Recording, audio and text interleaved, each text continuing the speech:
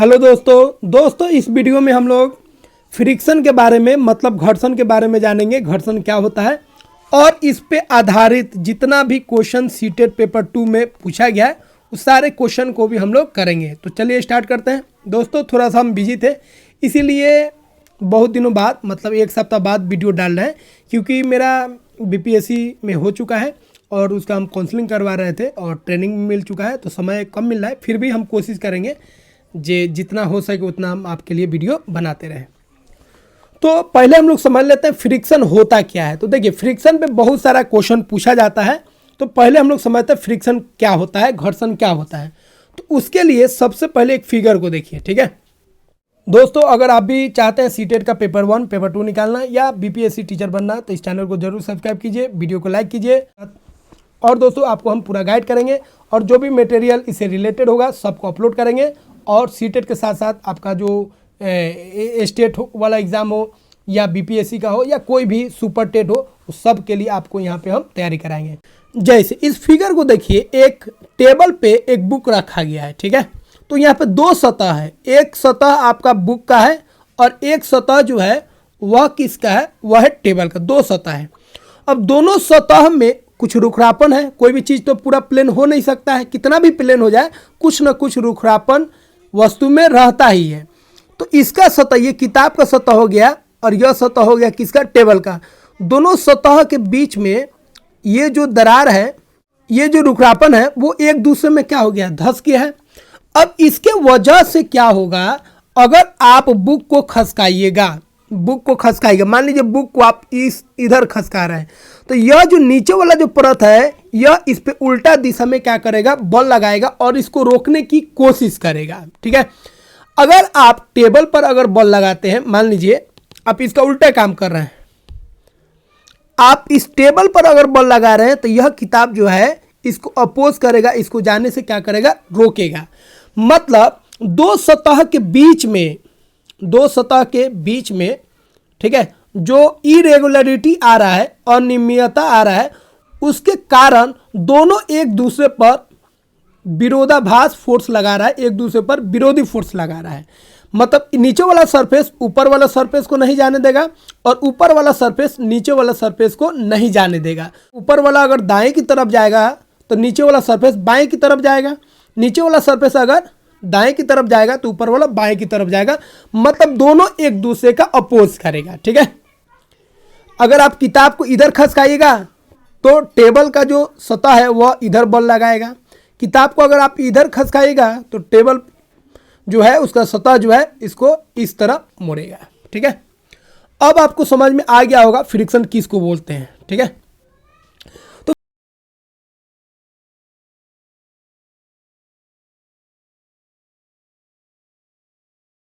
यह एक बल होता है जो दो पृष्ठों के सापेक्ष गति का विरोध करता है।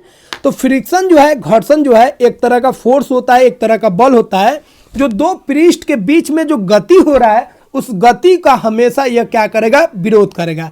सिंपल मतलब समझ लीजिए, अगर कोई बॉडी गति कर रहा है या आगे बढ़ने की कोशिश कर रहा है तो घर्षण हमेशा उसको रोकने की कोशिश करेगा, मतलब अपोजिट डायरेक्शन में काम करेगा, ठीक है। अगर बॉडी लेफ्ट डायरेक्शन में मुड़ रहा है तो घर्षण राइट में काम करेगा, ठीक है।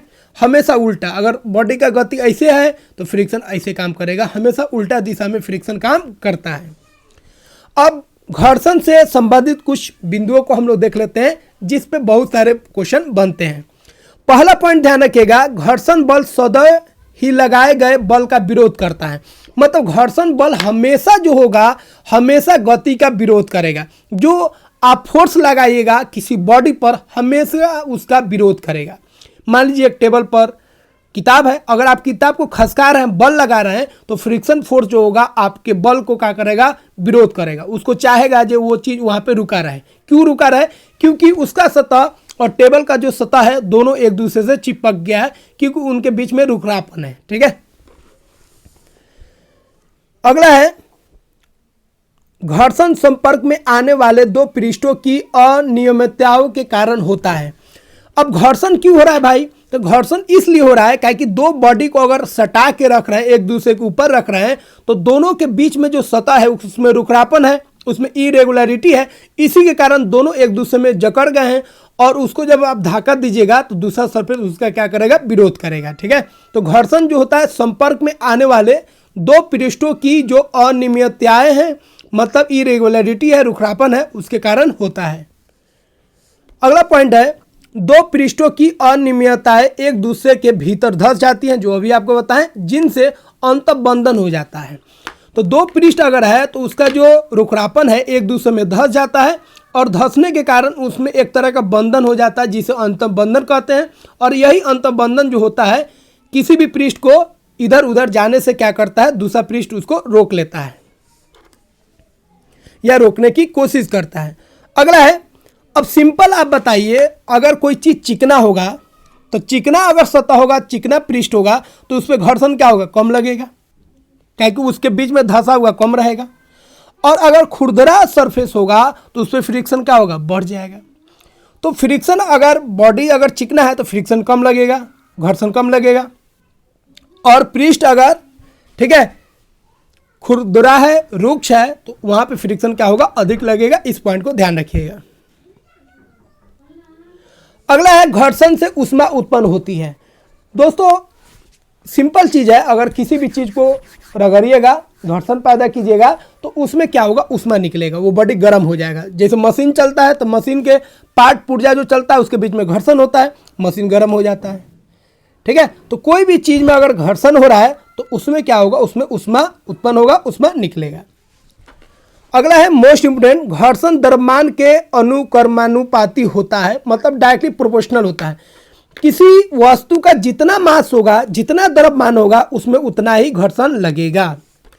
एक बॉडी अगर 10 किलो का है, एक बॉडी 5 किलो का है, तो 5 किलो बॉडी को खसकाना आसान है, 10 किलो बॉडी को खसकाना थोड़ा क्या है, मुश्किल है।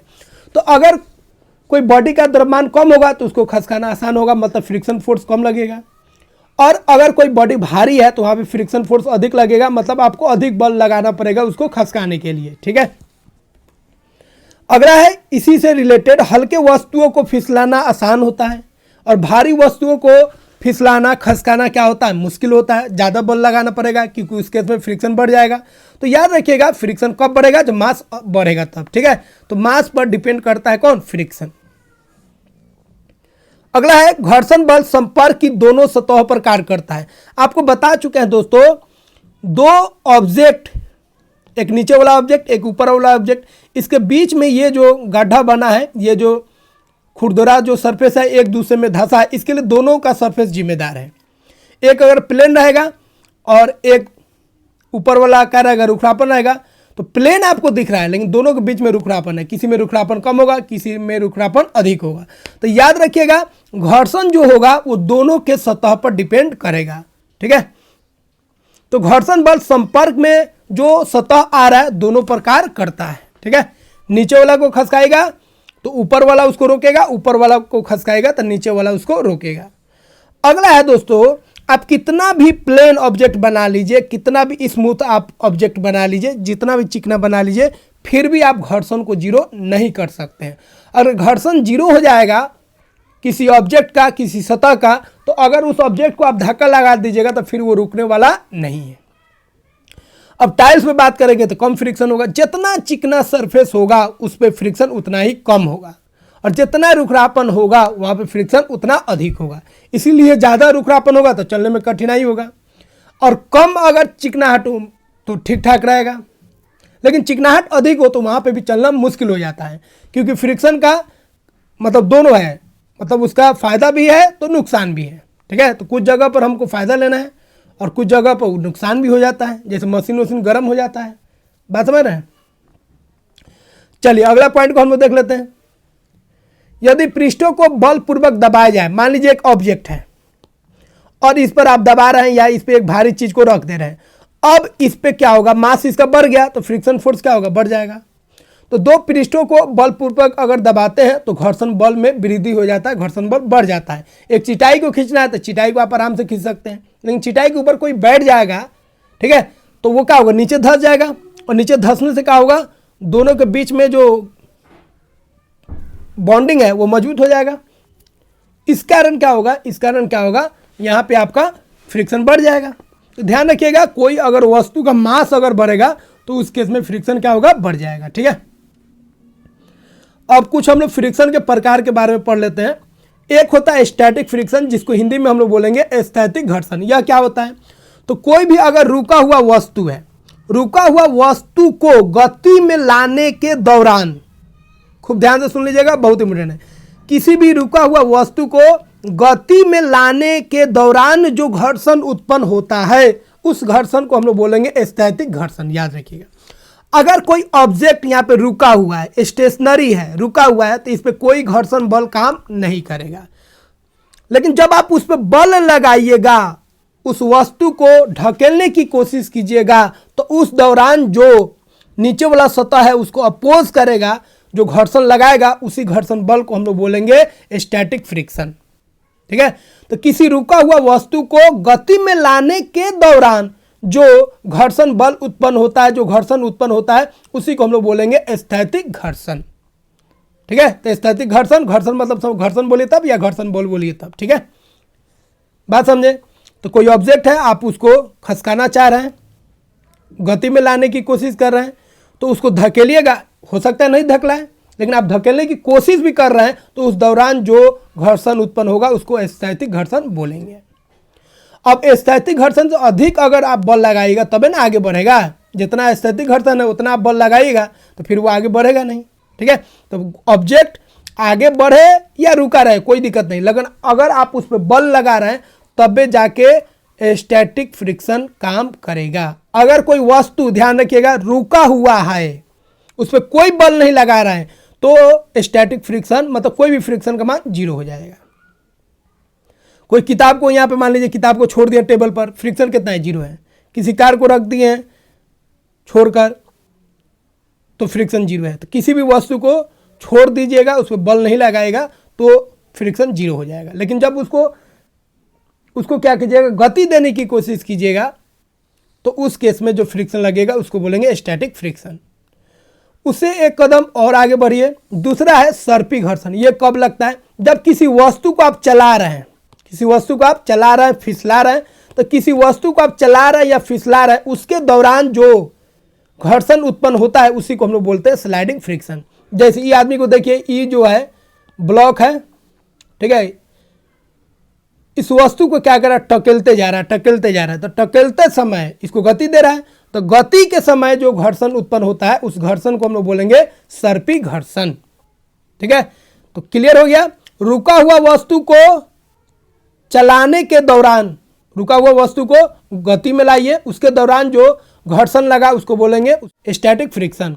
और वस्तु जब चल रहा है उसके दौरान जो फ्रिक्शन उत्पन्न हो रहा है उस फ्रिक्शन को हम लोग बोलेंगे सर्पी घर्षण मतलब स्लाइडिंग फ्रिक्शन। ठीक है, अब अगला देखिए, लोटनी घर्षण, जिसको बोलेंगे रोलिंग फ्रिक्शन। ये क्या होता है, अगर कोई ऑब्जेक्ट रोल कर रहा है, गोला में ऐसे घूम रहा है, उसके दौरान जो फ्रिक्शन बनेगा उस फ्रिक्शन को हम लोग बोलेंगे, कौन फ्रिक्शन बोलेंगे, लोटनिक घर्षण या रोलिंग फ्रिक्शन हम लोग बोलेंगे।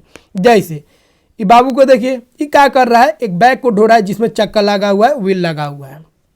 अब ये आगे की तरफ ले जा रहा है, अब चाका पर नीचे वाला जो सतह है उल्टा दिशा में बल लगाएगा। अब यह जो घर्षण यहाँ पे उत्पन्न हो रहा है, इस घर्षण को हम लोग बोलेंगे लोटनिक घर्षण, जिसको इंग्लिश में बोलेंगे रोलिंग फ्रिक्शन।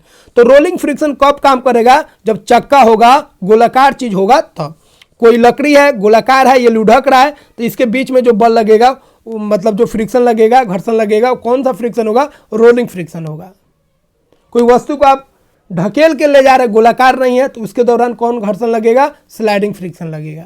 और कोई वस्तु रुका हुआ है, उसको आप ढकेलने की कोशिश कर रहे हैं, गति में लाने की कोशिश कर रहे हैं, तो उसके दौरान जो घर्षण लगेगा, घर्षण उत्पन्न होगा, उसको बोलेंगे स्लाइडिंग, उसको हम लोग बोलेंगे स्टैटिक फ्रिक्शन। ठीक है,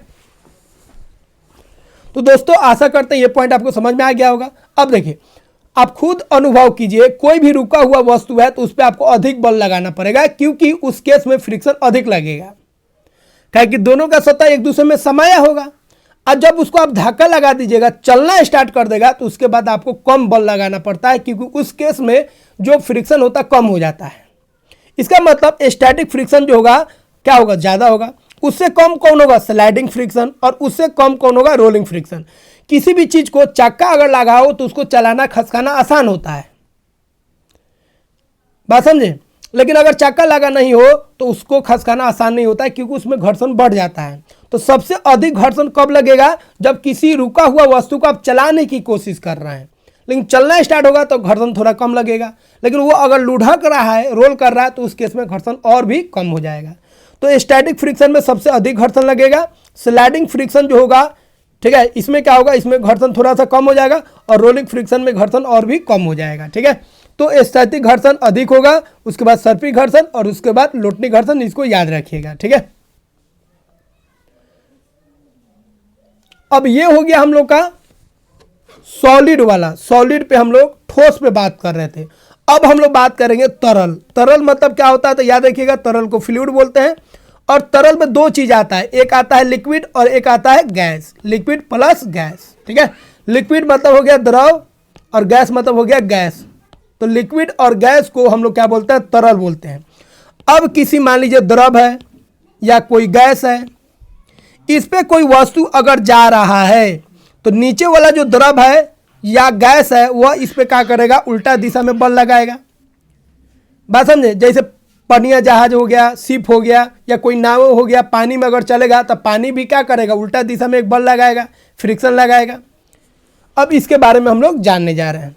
तो किसी द्रव या गैस से होकर कोई वस्तु अगर गति करता है तो उसके दौरान जो घर्षण उत्पन्न होता है उसको हम लोग बोलेंगे तरल घर्षण। तरल घर्षण को ही हम लोग बोलते हैं कर्षण। क्या बोलेंगे, कर्षण। और इंग्लिश में इसी को हम लोग बोलते हैं ड्रैग, ठीक है। अब कुछ महत्वपूर्ण बात तरल घर्षण के बारे में जान लीजिए। तो तरल के द्वारा जो घर्षण उत्पन्न होता है किसी वस्तु पर, उस घर्षण को हम लोग बोलेंगे तरल घर्षण। तरल घर्षण किस में होगा, तरल में होगा, मतलब द्रव में या गैस में होगा, ठीक है। जैसे कोई चीज को आप ऊपर से नीचे से ऊपर फेंकिए, फिर नीचे आएगा तो हवा का घर्षण होगा। एरोप्लेन उड़ रहा है तो हवा का घर्षण होगा, ठीक है।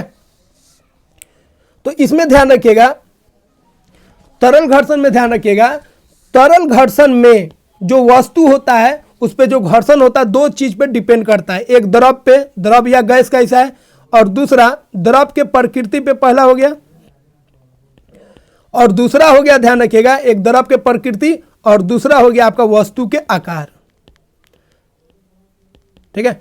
तो वस्तु का आकार कैसा है और द्रव का प्रकृति कैसा है। द्रव का जो प्रकृति मतलब गाढ़ा है कि कम गाढ़ा है, वस्तु का आकार कैसे है, इस सब पे निर्भर करेगा तरल घर्षण। अगर वस्तु का आकार सही नहीं है, अलग है, तो उस पर तरल घर्षण बढ़ जाएगा। वह तरल अगर गाढ़ा है तब भी आपका तरल घर्षण बढ़ जाएगा, इसको ध्यान रखिएगा। तो किसी तरल पर लगने वाला जो घर्षण बल है उसकी तरल के सापेक्ष गति पर भी निर्भर करता है, ठीक है। उसका सापेक्ष गति क्या है, जिस लिक्विड में, जिस द्रव में वो वस्तु जा रहा है, तैर रहा है, उस पर निर्भर करेगा तरल घर्षण। अगला है तरल घर्षण कम करने के लिए वस्तुओं को विशिष्ट आकृति दी जाती है, बहुत इंपॉर्टेंट है। तो वस्तु को अगर आप एक स्पेशल उसका आकृति दीजिएगा, स्ट्रक्चर दीजिएगा, तो उस पर द्रव के द्वारा या गैस के द्वारा जो घर्षण है वो कम लगेगा। इसीलिए एरोप्लेन को देखिएगा, एरोप्लेन को एक खास तरीके से बनाया जाता है, ठीक है। एरोप्लेन को एक खास तरीके बनाया जाता है जिससे उस पर वायु का जो घर्षण है वो कम से कम लग सके और इसको उड़ने में क्या हो या आगे बढ़ने में इसको क्या हो, आसानी हो। इसीलिए इस तरह देखिएगा, मछली को भी देखिएगा, मछली का एक खास आकार होता है जिससे इसको तैरने में क्या होता है, आसानी होता है, आगे बढ़ने में आसानी होता है। उसी तरह चिड़िया को देखिएगा, चिड़िया को भी एक पार्टिकुलर आकार दिया जाता है जिससे यह आसमान में या हवा में उड़ने में ये सक्षम होता है और इसको कठिनाई नहीं होता है। लेकिन यही अगर सपाट रहता, ऐसे रहता, पार्टिकुलर शेप ऐसे नहीं रहता, तो मछली को देखिए ऐसे है, चिड़िया को भी देखिएगा ऐसे है, एरोप्लेन को भी देखिएगा ऐसे है, नाव को भी देखिएगा ऐसे है। इस शेप को इसलिए दिया जाता है ताकि इस पे घर्षण कम से कम लगे और इसको आगे बढ़ने में ज़्यादा कठिनाई नहीं हो। अगर ऐसे रहता तो इस पे घर्षण क्या होता, अधिक लगता है, ज़्यादा प्रेशर लगता है, ज़्यादा घर्षण बढ़ता और इस कारण इनको तैरने में और आगे बढ़ने में दिक्कत होता है, ठीक है। तो ध्यान रखिएगा, तरल घर्षण कम होगा, मतलब तरल घर्षण प्रभावित होगा कब, द्रव के प्रकृति अगर बदलेंगे तब, या वस्तु के आकार में अगर बदलाव लाएंगे तब। अगला है, जब गेंद को ऊपर फेंकते हैं तो गुरुत्व बल इसे नीचे खींचता है। किसी गेंद को आप ऊपर फेंक रहे हैं तो गुरुत्व बल क्या करेगा, ग्रेविटी इसको नीचे खींचेगा। लेकिन ग्रेविटी तो नीचे खींच रहा है, लेकिन हवा जो है, हवा इसको क्या करेगा, धक्का लगाएगा, हवा एक घर्षण पैदा करेगा और हवा का जो घर्षण है इसके उल्टा दिशा में लगेगा। तो ग्रेविटी के उल्टा दिशा में जो एयर रेसिस्टेंस है, जो वायु का घर्षण है वो लगता है, याद रखिएगा। ग्रेविटी नीचे बदलाएगा जबकि हवा का जो घर्षण है उसके दिशा के उल्टा लगेगा। तो नीचे आ रहा है तो ये ऊपर की तरफ लगेगा, ठीक है। तो ये सब पॉइंट आपको ध्यान रखना है। अब कुछ फ़ायदा देख लेते हैं हम लोग, घर्षण के फ़ायदा और नुकसान।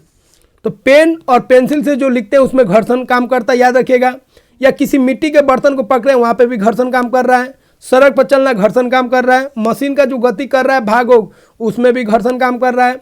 वस्तु का गति में आना, किसी वस्तु को गति में आना या रुकना किसके कारण होना है, फ्रिक्शन के कारण।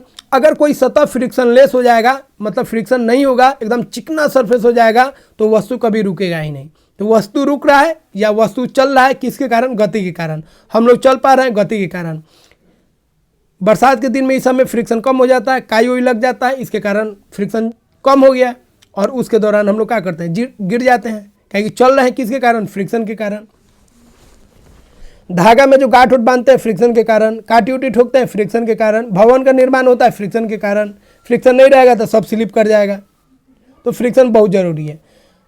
फ्रिक्शन को बढ़ा भी सकते हैं, घटाना भी पड़ता है बहुत सारे केसों में। जैसे टायरों जो होते हैं खांचेदार बनाया जाता है ताकि उसका फ्रिक्शन ज़मीन के साथ बना रहे, ताकि वो स्लिप नहीं करे और ब्रेक जहाँ मारे वहाँ पे रुक जाए। जब टायर खिया जाता है देखते हैं ब्रेक नहीं लगता है तो टायर को बदलवाना पड़ता है, ठीक है। अगला है खिलाड़ियों को देखिएगा, हाथों में पाउडर साउडर ये लोग मिट्टी उटी लगा लेता है, कुछ खास तरह का क्रीम उरूम लगा लेता है जिसको बॉल को पकड़ने में या किसी खिलाड़ी को पकड़ने में आसानी होता है।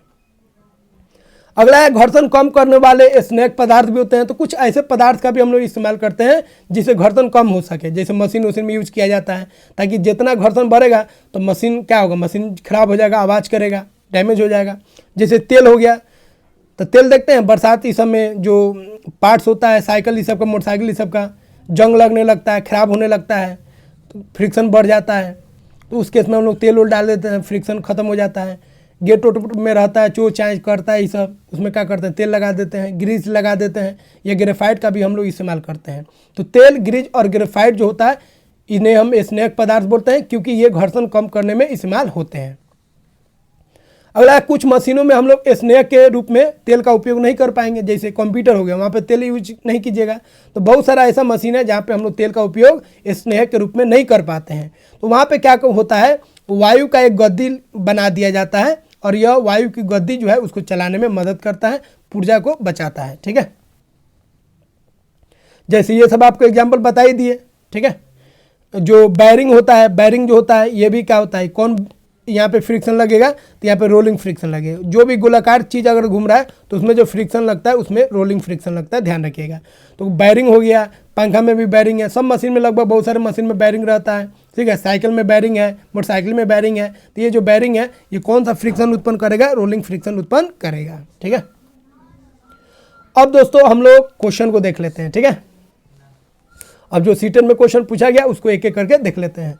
पहला क्वेश्चन है, a ball is thrown vertically upwards in the air, identify the correct acting on it, ठीक है। एक बॉल को ऊपर की तरफ फेंका जाता है तो कौन सा बॉल काम करेगा, तो आपको बता चुके हैं। अगर आप बॉल को ऊपर की तरफ फेंकेंगे दो फोर्स काम करेगा, एक ग्रेविटेशनल फोर्स और एक हो जाएगा आपका एयर रेसिस्टेंस, जिसको हम लोग बोलेंगे वायु घर्षण या वायु का प्रतिरोधक बल, ठीक है। तो दो फोर्स काम कर रहा है, एक ग्रेविटेशनल फोर्स और एक एयर रेसिस्टेंस। कब, जब बॉल को ऊपर फेंकेंगे तब। ग्रेविटेशनल फोर्स उसको नीचे खींचेगा जबकि एयर रेसिस्टेंस जो है उसको ऊपर की तरफ धकेलेगा। अगला क्वेश्चन है, air friction acting on A falling object. Air friction जो है अगर किसी फॉलिंग ऑब्जेक्ट पे काम कर रहा है तो एयर फ्रिक्शन बोल दिए ऊपर की तरफ धकेलेगा और ग्रेविटी उसको नीचे की तरफ खींचेगा। तो दोनों का डायरेक्शन क्या होगा, उल्टा। तो फॉलिंग ऑब्जेक्ट पे जो फ्रिक्शन काम करता है वो ग्रेविटी के अपोजिट काम करता है, मतलब दूसरा ऑप्शन क्या हो जाएगा, सही हो जाएगा। अगला क्वेश्चन है, read the following statement and choose the correct option. सही ऑप्शन को चुनना है स्टेटमेंट को पढ़कर। पहला स्टेटमेंट है, it is easy to slide a lighter object than heavier object. Heavier object से आसान होता है हल्का ऑब्जेक्ट को खसकाना। सही बात है, हल्का ऑब्जेक्ट को जल्दी खसका दीजिएगा, काहे कि फ्रिक्शन क्या है, कम है। भारी ऑब्जेक्ट को खसकाने में टाइम लगेगा, ज़्यादा मेहनत करना पड़ेगा, ज़्यादा बल लगाना पड़ेगा क्योंकि यहाँ पे फ्रिक्शन बढ़ जाएगा, ठीक है। अगला है friction is inversely proportional to the mass of the object. Friction जो होता है मास की इन्वर्सली प्रोपोर्शनल होता है, ये बात गलत हो गया, क्योंकि फ्रिक्शन जो होता है मास के डायरेक्टली प्रोपोर्शनल होता है। किसी वस्तु का जितना मास अधिक होगा फ्रिक्शन उसका उतना ही अधिक लगेगा, ठीक है। मतलब दूसरा स्टेटमेंट गलत हो गया, पहला सही हो गया, मतलब तीसरा ऑप्शन आपका क्या हो जाएगा, सही हो जाएगा। अगला क्वेश्चन है, स्टेटमेंट पढ़ना है, सही आंसर बताना है। There is no frictional force acting on a stationary car. कोई कार अगर रुका हुआ है तो उस पर कोई फ्रिक्शन फोर्स काम नहीं कर रहा है, सही बात है। फ्रिक्शन फोर्स तभी काम करेगा गति में हो तब, या गति में आने की आप उस पर बल लगा रहे हैं, कोशिश कर रहे हैं, ठीक है, तभी होगा। पहला स्टेटमेंट सही हो गया। अगर कोई चीज़ रुका हुआ है तो उस पर कोई भी फ्रिक्शन फोर्स काम नहीं करेगा। Friction acts only on moving object. Friction केवल मूविंग ऑब्जेक्ट पे काम करता है, गलत बात है। मूविंग ऑब्जेक्ट पे जो काम करता है उसको हम लोग क्या बोलते हैं, उसको हम लोग स्लाइडिंग फ्रिक्शन या रोलिंग फ्रिक्शन बोलते हैं। वस्तु रुका हुआ है और उसको आप धकेलने की कोशिश कर रहे हैं, गति में लाने की कोशिश कर रहे हैं, तब भी यहाँ पे फ्रिक्शन काम कर रहा है, इसलिए दूसरा ऑप्शन जो है, दूसरा जो स्टेटमेंट है वो गलत हो जाएगा, ठीक है। तो मतलब ए ऑप्शन, ए जो है स्टेटमेंट सही हो गया और आर जो है गलत हो गया, तो कौन हो जाएगा आपका, A is correct but R is false. तीसरा ऑप्शन आपका सही हो जाएगा। अगला क्वेश्चन है, which one of the following is incorrect. कौन सा बात इसमें गलत है।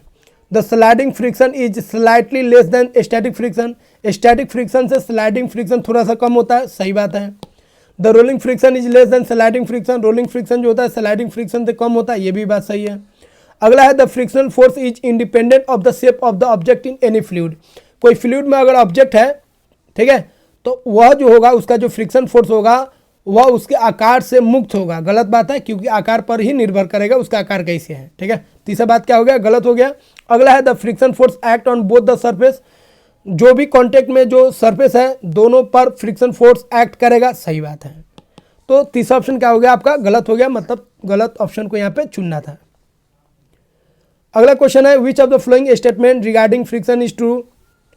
तो पहला क्वेश्चन है, पहला ऑप्शन है आपका, friction does not depend on mass of the object. गलत बात है, फ्रिक्शन जो होगा मास पे डिपेंड करेगा। अगला है, there is no frictional force acting on a stationary car. Stationary car पे कोई फ्रिक्शन फोर्स काम नहीं कर रहा है, सही बात है। अगला है, rolling friction is less than sliding friction. Rolling friction जो होता है कम होता है स्लाइडिंग फ्रिक्शन से, ये भी सही बात है। अगला है, air friction acts in the direction of gravity. Gravity के डायरेक्शन में एयर फ्रिक्शन काम करता है, गलत बात है। तो यहाँ पे दो स्टेटमेंट आपका क्या हो जा रहा है, सही हो जा रहा है, ठीक है। अगला क्वेश्चन है, कंसीडर द फ्लोइंग सरफेस। ठीक है, सरफेस को आपको देखना है, कौन सरफेस है। S1 है, मार्बल का फ्लोर है लेकिन भीगा हुआ है। अगला है, ड्राई मार्बल फ्लोर है S2। S3 जो है मार्बल फ्लोर है लेकिन आयल है उस पर। और चौथा जो है मार्बल फ्लोर है, उस पर न्यूज़पेपर है। तो आपको सिंपल याद रखना, जितना चिकना सरफेस होगा उस पर फ्रिक्शन उतना कम लगेगा और उसमें कोई भी बॉडी तेज़ी से भागेगा, ज़्यादा से ज़्यादा दूरी तय करेगा। तो रूही जो है एक टॉय कार लेती है और उस पर चलाती है सब कार को बारी बारी से, ठीक है। अब देखती है किसका डिस्टेंस ज़्यादा तय करेगा किस सरफेस पे, ठीक है, और उसको आपको बढ़ते क्रम में सजाना है। तो देखिए, सबसे चिकना पे गाड़ी सबसे तेज़ी से भागेगा, मतलब सबसे ज़्यादा दूरी तय करेगा। तो सबसे चिकना कौन है, सब तो टाइल्स है, लेकिन टाइल्स में आयल वाला देखिए 1 नंबर पे हो गया। टाइल्स में आयल है, मतलब ये सबसे तेज भागेगा इस पे गाड़ी, मतलब सबसे ज़्यादा दूरी को तय करेगा, ठीक है। उसके बाद देखिए, उसके बाद कम दूरी किस में तय करेगा, कम स्पीड किस में होगा, तो मार्बल हो और थोड़ा सा भीगा हुआ हो, ठीक है, पानी से भीगा हुआ हो, तो उसमें थोड़ा दूरी कम तय करेगा, तो S1 हो जाएगा। S1 से भी कम किस में दूरी तय करेगा, किस में स्पीड कम हो जाएगा, तो मार्बल अगर सूखा हुआ है तो उसमें थोड़ा दूरी कम हो जाएगा, तो उसके बाद S2 हो जाएगा। और सबसे कम कौन होगा, मार्बल है और उस पर न्यूज़पेपर है, तो न्यूज़पेपर क्या करेगा, फ्रिक्शन बढ़ा देगा। तो सबसे कम किस में दूरी करेगा, S4। तो सबसे अधिक दूरी तय करेगा S3 में, उसके बाद S1, उसके बाद S2 और S4। तो बढ़ते क्रम में लिखना था, तो ये आपका सही हो जाएगा। इसका मतलब इसको आप डिस्टेंस में लिख दीजिए। डिस्टेंस में कौन हो जाएगा, D4, D2, D1, D3, ठीक है। तो D3, D1, D2 और D4। तो पहला ऑप्शन आपका क्या हो जाएगा, सही हो जाएगा। अगला क्वेश्चन है, which one of the flowing option arranges different frictional force in increasing order. Frictional force के बढ़ते क्रम में आपको सजाना है इसको, ठीक है। तो सबसे ज़्यादा कौन होता है, सबसे कम होता है रोलिंग फ्रिक्शन, ठीक है। उसके बाद कौन होगा, स्लाइडिंग फ्रिक्शन, और उसके बाद कौन होगा आपका स्टैटिक फ्रिक्शन, ठीक है। मतलब चौथा ऑप्शन आपका क्या हो जाएगा, सही हो जाएगा। अगला क्वेश्चन है in which one of the following cases friction force is undesirable, किसमें फ्रिक्शन फोर्स का कोई भी महत्व नहीं है। ठीक है, निम्नलिखित में से कौन सी घटना में घर्षण बल अवांछनीय है। राइटिंग विथ ए पेन और पेंसिल, पेन और पेंसिल लिखने में बहुत महत्व है फ्रिक्शन फोर्स का। अगला है walking on A road, road पे चलने में भी बहुत इंपॉर्टेंट है फ्रिक्शन का। अगला है operation of a moving parts of A machine, machine के गति करते भागों का प्रचलन, इसमें भी फ्रिक्शन फोर्स का अहम रोल है। अगला है होल्डिंग एन अर्दन पॉट, मिट्टी का बर्तन को आप पकड़े हैं तो यहाँ पे भी फ्रिक्शन फोर्स का बहुत बड़ा रोल है। अब यहाँ पे कोई तो दिख ही नहीं रहा है ऑप्शन जिसमें अनडिजायरेबल है, सब में डिजायरेबल है।